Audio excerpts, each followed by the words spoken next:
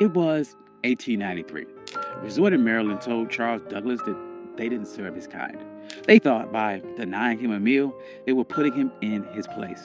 But he didn't argue. He didn't march. He walked down the beach, found the property line, and bought 40 acres right next door. He didn't ask for a seat at the table. He bought the ground the table was sitting on. This is the story of how Charles Douglas turned a restaurant rejection into the first black municipality in the state of Maryland. This is One Mic Black History, and if you like stories like this, you can find more stories like this at onemichistory.com. But without further ado, let's get started. To understand this heist, you have to understand the insult. It was August of 1893. The Chesapeake Bay was the playground for Washington and Baltimore's elite. The system at the time called the place Bay Ridge. It was known as the Queen of Chesapeake. It was a grand hotel, massive boardwalk, and a restaurant that promised the finest dining on the East Coast. Charles Douglas and his wife Laura, they weren't there to make trouble. They were blackocracy. Charles was a high-ranking official at the Treasury Department. He was polished, he was wealthy, and he was a veteran. He walked to the restaurant at Bay Ridge and asked for a table. The waiter did not look at Charles's uniform. He didn't look at his credentials. He just looked at his skin color and said, "We don't serve your kind here." Now, this is the moment where the struggle would usually kick in. The textbook version of this story would tell you how sad Charles was. It would talk about the pain of segregation. But Charles Douglas didn't have time for that. He had a military mind. And he looked around the restaurant and saw white families eating. He saw the owners counting money. And he realized that their business was built on a territorial monopoly. They thought that they owned the prestige of the water. They thought by banning him, they were keeping the luxury for themselves. Charles walked out of that restaurant, but he did not leave the area. He walked down the beach, he crossed the property line, and he stood on the dirt right next to the people that insulted him. He was looking at a 40-acre tract known as Bashir's Farm. It was rugged, overgrown patch of coastline. To the owners of Bay Ridge, it was a waste of space. To the system, it was unimproved land. But to the Colonel, it was the high ground. Charles Douglas knew something the owners of Bay Ridge didn't. The system is only as strong as its borders. Bay Ridge was a fortress of whiteness, but the walls ended at the property line. If Charles could control the land right next to them, he didn't need their permission to exist. He could create a parallel world that Jim Crow laws of public accommodations could not touch. See, in 1893, separate but equal wasn't even legal doctrine yet. That would not happen for another 3 years with Plessy versus Ferguson. But the private property doctrine was already ironclad. The law of the land said that a man could do whatever he wanted with the dirt that he owned.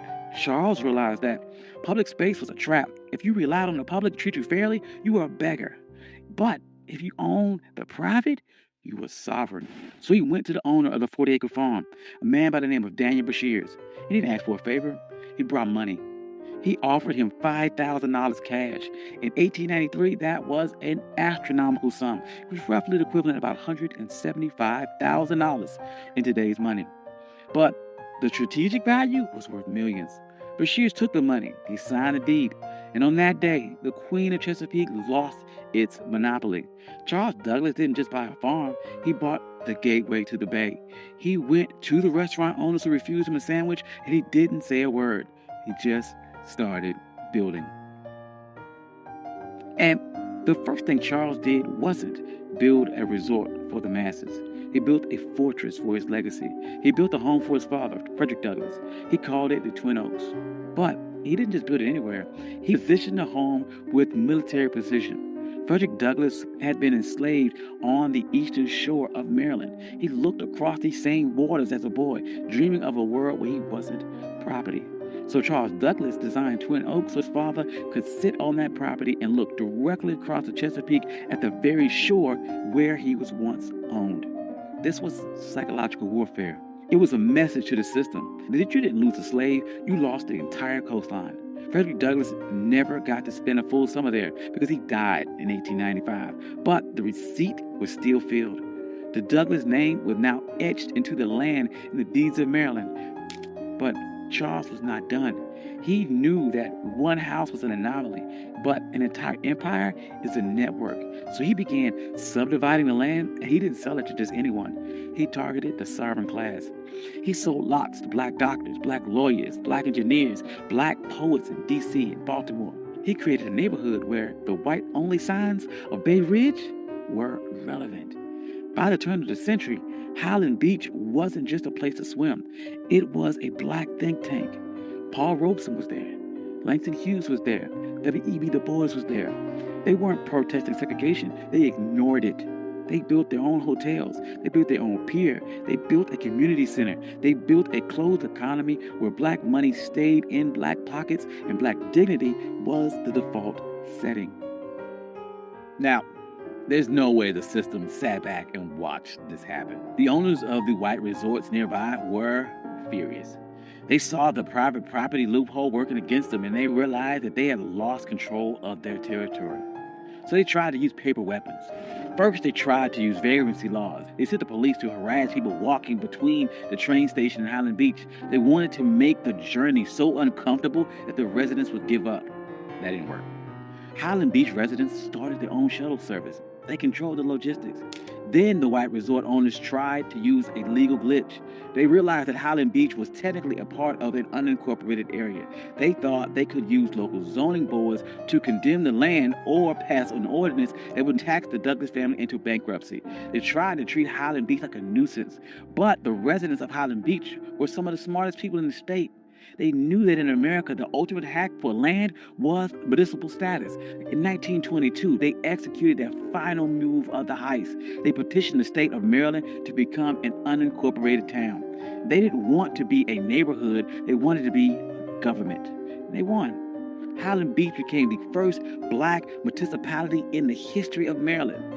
Think about the payoff here. Because they were a town, they had their own mayor, they had their own police department, they had their own zoning board. When the white resort owners tried to pass laws against them, the people of Highland Beach just passed their own laws to cancel them out. They weren't marching and asking for civil rights. They were exercising their statutory power. By the 40s and 50s, Highland Beach was the summer Apollo. While white Maryland was obsessed with keeping its beaches segregated, Highland Beach was outproducing them culture and social capital. But the winds they are changing, and the system shifted its strategy. In 1964, the Civil Rights Act passed and the public accommodations were integrated.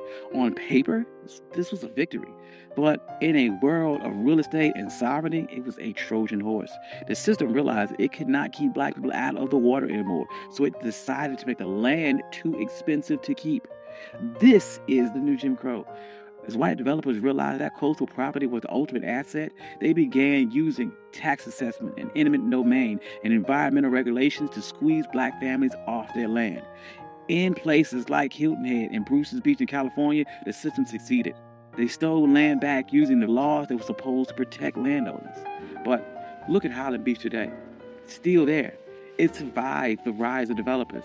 It survives the collapse of other resorts. It survives because Charles Douglas didn't build a charity. He built a closed-loop system. The residents of Highland Beach understood that the land wasn't just for lounging. It was for continuity. They passed these down for generations. They created trust. They created a black culture of holding the line. During the Civil Rights Movement, we get caught up about the seat at the lunch counter. But Charles Douglas reminds us that the lunch counter is just a piece of furniture, and that if someone owns a building, they can always find a reason to move the chair or keep you out. The true power is owning the blueprints. Charles Douglas was told his money wasn't good enough for a meal, and he didn't waste a second trying to change that way of his mind. He used that energy to change the map. He proved that when the system closes the door, you can't keep knocking till your fists are bloody. You can buy the hallway. You can buy the entire building. You can buy the entire beach. You can buy the ground that it sits on. And today, Highland Beach stands as a reminder that we aren't just laborers in the American story. We are the engineers of our own exit. Thank you. This is One Mic Black History. I'm your host, Country Boy. If you like stories like this, you can find more stories like this at OneMicHistory.com. Hope you enjoyed this. This is something different. I enjoyed this a lot. Trying to do, once again, more stories about agency, about pattern interrupts, people overcome, and how they took a system that was designed to keep you back and beat it and overcame or outsmarted that system. Hope you enjoyed that. I'd like to thank all my day ones. You guys are amazing. Thank you guys all for coming out. Financial contributors. Oh, yes. And if you don't see your name here, please reach out to me. I'll add your name. I'm sorry. I love you all. Peace.